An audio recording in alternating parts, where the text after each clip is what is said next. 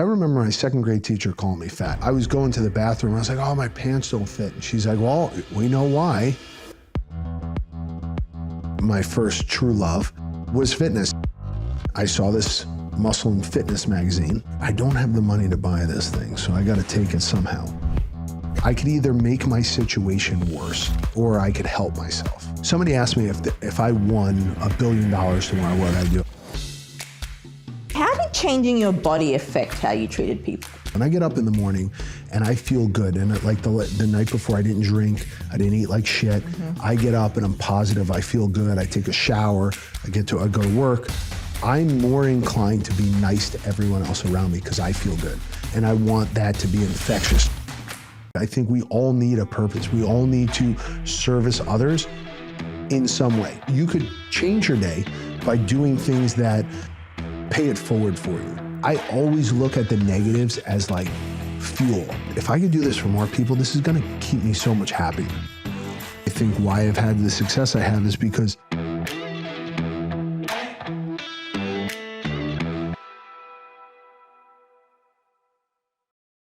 Kenny Santucci, welcome to The Ginny Show. Thank you so much for having me. Now, when you meet the love of your life, there's a moment where, you lock eyes with them and they come into your life.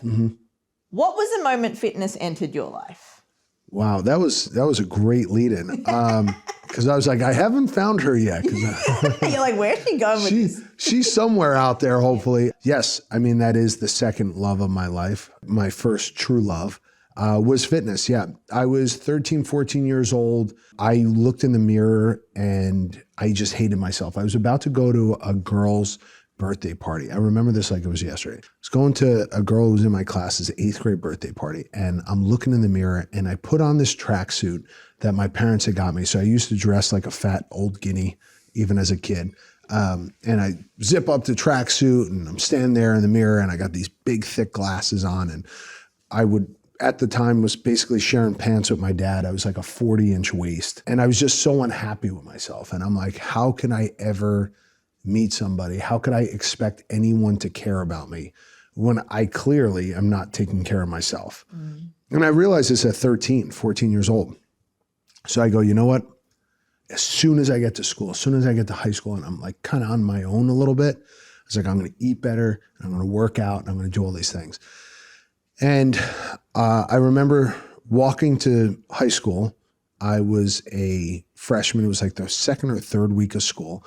And we passed by this little deli right in Jersey City, me and my brother. Now, downtown Jersey City was very different in 1996. It wasn't the beautiful place it is today. It was like a fucking war zone then. Right. So we're walking through basically this, projects, but there was this little deli there, like kind of magazine shop. And I saw this Muscle and Fitness magazine, and I believe Jay Cutler was on the cover. Right. And I was like, I don't have the money to buy this thing, so I got to take it somehow. Right. So I stuffed it in my book bag. I walked out with it, and I'm going through it, and it's like, I'm reading the magazine, and it's like, you got to cut out soda and not eat cake, and here's what Lee Priest eats every day. And I'm like, I got to start doing all this shit. This is what I need to do. Right. Because in my family, and I would say most cultural backgrounds, you kind of celebrate around food, right? Yeah. You were from a carb-loving family too. Oh my God, yeah. So it's like, I mean, everything we did was surrounded. It's like, oh, we're having a good time. Let's go eat. Oh, we're doing this. Let's go eat. Oh, it's you that want time. Something, let's go eat. Let's go eat. Yeah. So, but you listen. I have so many close friends who are Jewish. I mean, they're the same way, and I have family friends, and my ex-girlfriend, she was Greek, so they did the same thing. So anytime, any culture, any family gathering is always like, let's go eat. And I had to kind of put all that to a halt. And I was like, I can't keep doing this to myself if I want to feel better. So when I started working out, it was just like, oh my God, I feel differently. I look better. Like I used to have all these rashes on my legs. That went away. I used to have these brown spots because my legs used to rub together. That went away. I just felt better, looked better. People treated me better. And I don't ever blame anyone else, right? I never get offended by something that somebody else says to me if it's true. Because if it's true, then I should be able to control it. Now, somebody who picks on somebody who's like handicapped or, you're missing a limb, that's just ignorant and stupid, right? You hate somebody because of their race or their background. That's ignorant and stupid. But if it's something that you can control and you get upset about it, then that's should be on you a little bit. So I always felt like people picked on me because I was heavy, but I always felt, even as a kid, I go, well, I gave them reason to, and I need to take better care of myself, because if I want that person to treat me a certain way, I have to show them I'm that way, right? Yeah. Like, I can't expect a boss at my job or a company to take me serious unless I've given them reason to take me serious, right? I've been fortunate enough over the years to work with some of the biggest brands in the health and wellness industry. Even building my event right now, like, I can't ask a brand for money unless I show them I'm willing to walk the walk, unless I'm willing to put my own money in, unless I'm willing to do the work that it takes to get a brand deal. Nobody's going up to somebody, a homeless guy on the street, and be like, hey, you want 50 grand to be the spokesperson for our brand? They're not going to do that. You have to show them that you represent, or you are the epitome of what they're looking for. And I say the same thing when it comes to dating. I have so many people who are like, come in and they're like, I want to meet somebody. I just want to look better. I want to feel better. I'm like, okay, what are you looking for in this other person? And do you resemble that same thing? Because you can't expect this from somebody else if you're not willing to do that same shit yourself. Yeah.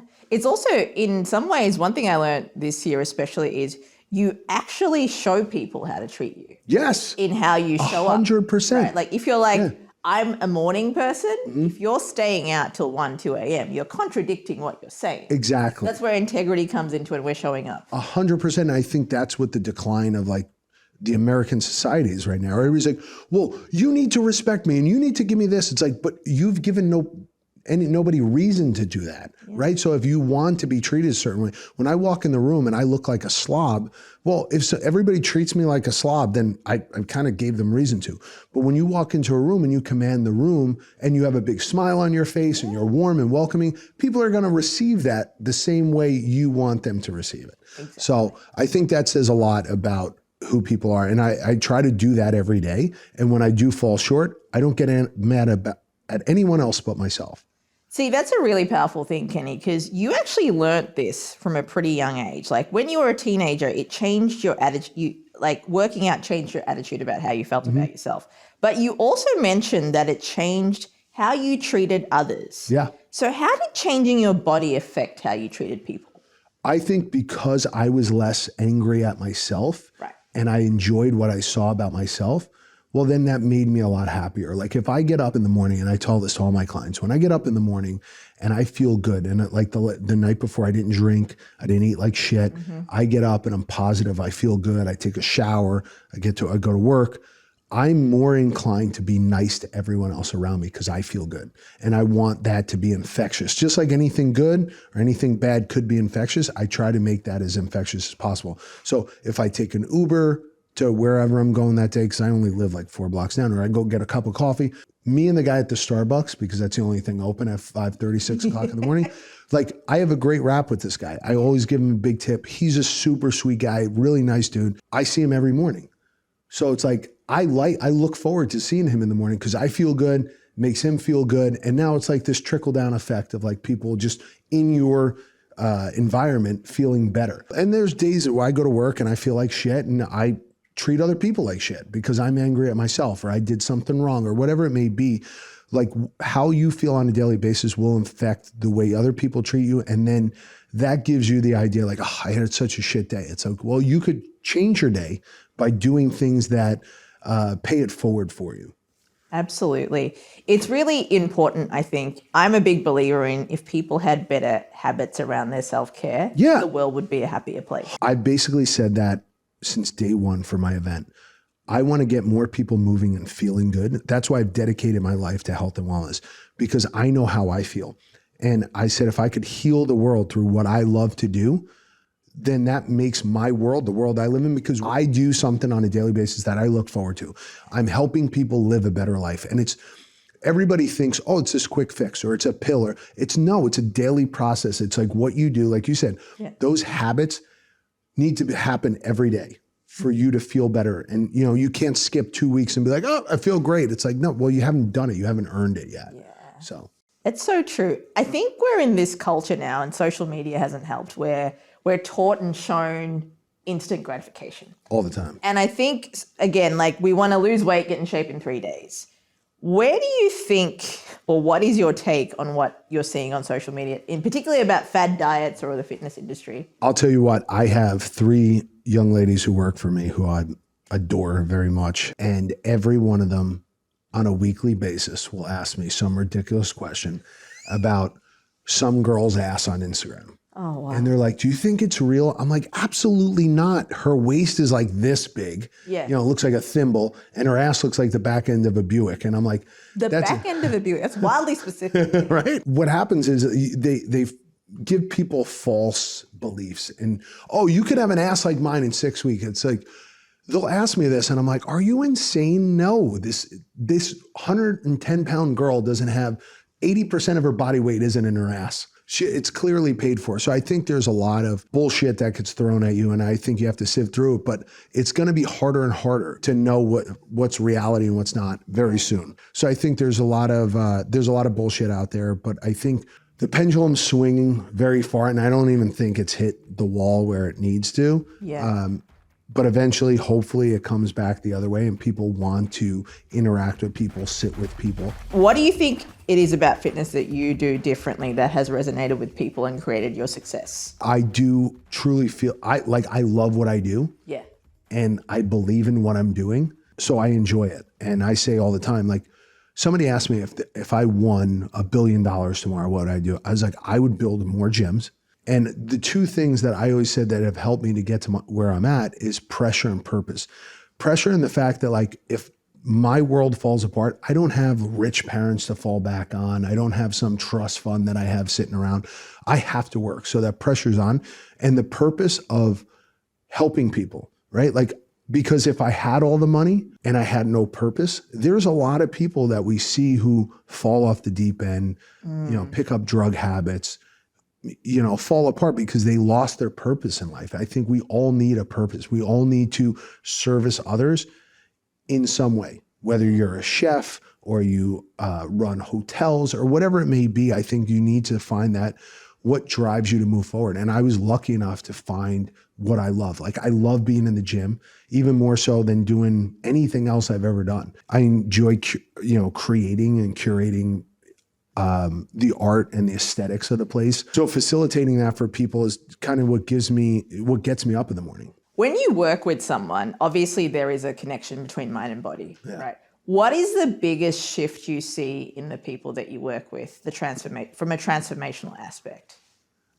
I think when people start to see or hear the reward from other people, it's good to, like, I am very few and far between when I give compliments because I want it to mean something when I do. If I was a type of cheerleader that every day I'm like, you look great, everything's good, you're doing such a good job, very rarely will you hear me say that. Because it becomes white noise. I'll give you a compliment when you've earned it. And I have a gentleman who I've been training for the past 4 years. He started with me, he was about 280 pounds.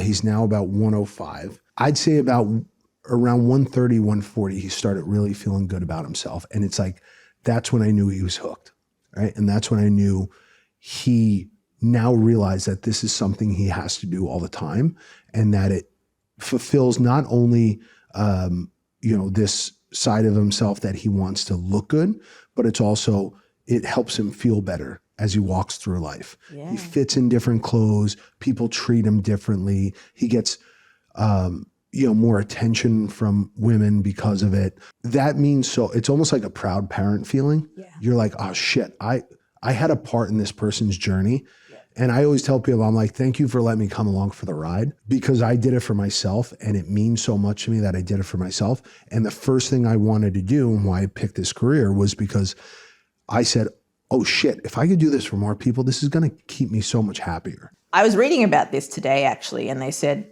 it was a quote saying the 3 habits for success, or the 3 things you need for success. The recipe for success is focus, consistency, and the last one was discipline. And I would add accountability is the 4th one. Yeah. And it's true. And as a trainer as well, Kenny, and this doesn't get talked about enough about personal trainers. I actually asked my trainer yesterday, I'm like, have you ever missed a session for your client? I mean, we always cancel on the trainer, but the other way around, 100%. There's a lot of pressure on you guys to actually live and breathe what you teach. I think why I've had the success I have is because I put everyone else's success ahead of my own, which will eventually make me successful. I need to be there for people. And I love what I do. So it's not a real inconvenience for me to be there. I'm going to go to the gym anyway. Your story certainly is relatable. If you could talk to Kenny, who looked in the mirror, at that time, do you think you'd ever imagine you'd be where you are today? No. When I was younger, I remember walking into a gym around the block from my house. It was probably the only gym in like a 20-mile radius. Me and my brother used to go, and I remember the general manager being such a douchebag, like such a dorky kind of 90s style pompadour, stupid haircut. Like, I've got a couple of questions to ask you. One, what's a curmudgeon and what's a pompadour? We'll go there later. So this guy was kind of just a dorky kind of 90s style trainer, right? All juiced up and shit. His shirt was tucked in his pants. It was weird. But I remember telling my brother, I'm like, this guy's a fucking loser. Like one day I'm going to open up a gym and I just want everybody to feel welcome. I want everybody to feel good about coming to the gym because you go there for the hour and you just want to enjoy yourself. And enjoyment to everyone is something different. Some people want to go, they want to sit in a sauna, jump in a cold plunge, sit in a hot tub, or they want to sit on the treadmill or go lift weights or hang out with their friends. So it's like, how do you facilitate that experience for everybody? You could go and sweat anywhere. Yeah.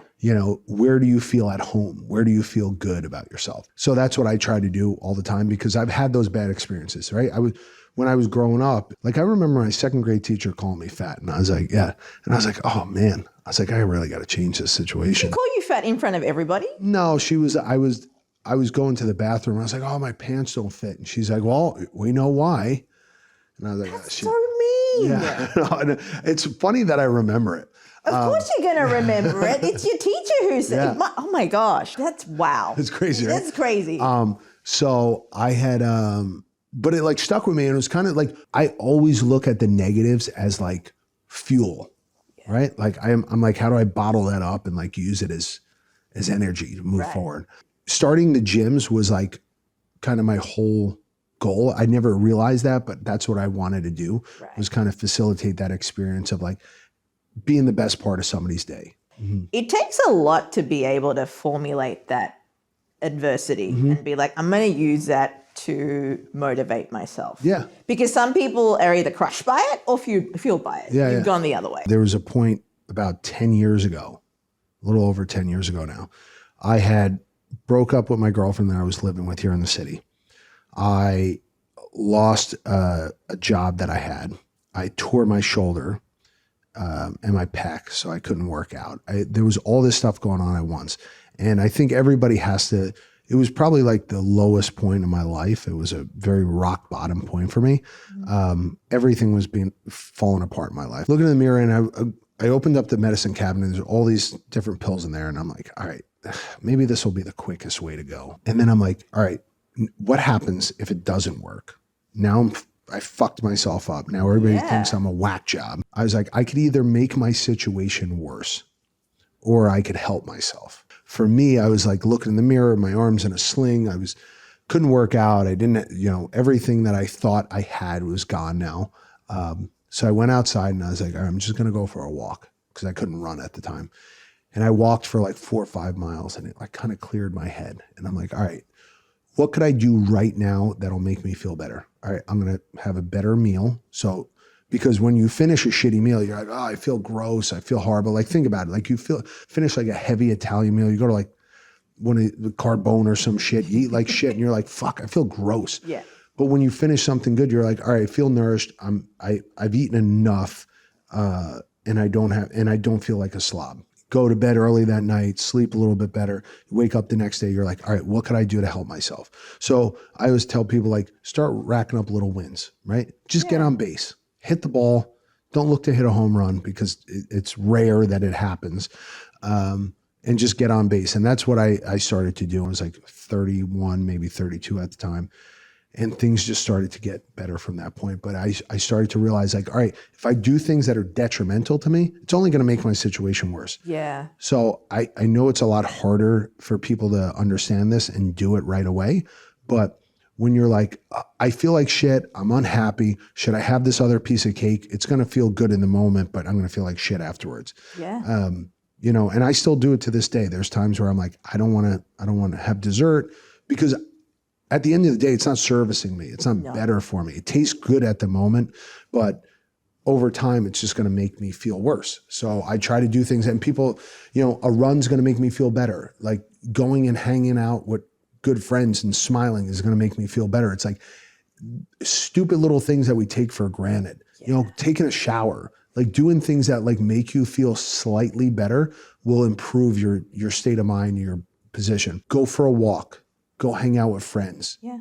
You know, go to the gym, do something physical, because when you're doing something with your body, it will ultimately feel better than anything else you could do. I was thinking, why do I eat this particular food when I'm feeling this particular way? And if you go to therapy, it's like, oh, well, when you were feeling sad, your mum would give you pizza, or your mum would give you a cheeseburger. I'm like, that's why. As a kid, you just eat whatever's put on your plate. Yeah. I'm like, oh, actually, this doesn't make me feel good. So let's swap it for something else. Yeah. Right. People sometimes don't want to pause and do that because it feels harder than going for that piece of cake. 100. Because going for the cake is easy. That's what you've always done. Yeah. But rewiring your brain to be like, I'm just going to go for a walk. Yeah. That's hard. I mean, listen, I still wrestle with it myself. I know the ins and outs. I know how it's going to make me feel. I've been doing this for myself and other people for a long time now. But it's still hard for me to do. Yeah. I was so traditionally caught up in that rhythm of, I go out to eat with my friends, I have a couple drinks, we'll have dessert afterwards. When you start to add that up, and I'll do it for clients all the time, I'm like, all right, that drink was about 350 calories. Then you had appetizers, which were probably another 400 or 500. Right now you're almost at 1,000 calories. Then you have an entree, then you have dessert afterwards. You ate about 3,500 calories at dinner last night. You're telling me you want to lose X amount of weight, but you've overeaten your caloric intake by 1,500 calories. So now you do that 4 times a week. You're adding 4,000 or 5,000 calories to your diet per week, which means you're going to gain about 2 pounds per week if you keep this up. So when people hear that, they're like, oh, fuck, really? That's a lot. When you break down the math, it's quite straightforward, right? It's pretty straightforward. It's like, you know, they're like, but I worked out. And I go, okay, but at most, right? Because people are like, oh, well, I go to Barry's and it says, oh, you could burn 1,000 calories. Okay, first of all, it's bullshit. Second of all, even if you did burn 1,000 calories, you're still overeating. Yeah. And that's if you really fucking hammer yourself for that hour, you could burn 1,000 calories. The average person, because you're kind of jogging on the treadmill, you're doing half-ass push-ups, you're burning maybe 200 or 300. Yeah. So it doesn't, you can't outwork a bad diet because you're going to overeat so much more than you're working out. And you're going to get more out of walking, taking the stairs, doing all the shit that everybody's like kind of catching on to now. Yeah. That most people I would recommend. It's like, hey, if you only live 5 blocks from work, why are you taking an Uber? Don't take the subway, walk, you know, leave a little bit earlier, get up a little, you know, get up in the morning, do a couple push-ups, get your heart rate going in the morning, do some at lunch. It kind of feels like quirky, but I think people are catching on to it now. I think health and wellness, when I first started, it wasn't sexy or cool to say you were a trainer. Yeah. Now everyone's a trainer. What are some of the habits you've seen your clients who are successful apply every day, working out obviously being one of them? That consistency piece, right? 60-year-olds, 70-year-olds, 80-year-olds are who I admire now because I'm a little bit older and I see what they're doing and what they've done and the way they look. You know, I used to think I never wanted to get to 40 because I thought I was going to be bald and out of shape and look old. So it was a huge fear of mine. I'm like, I think I look better now at 40 than I did at 30.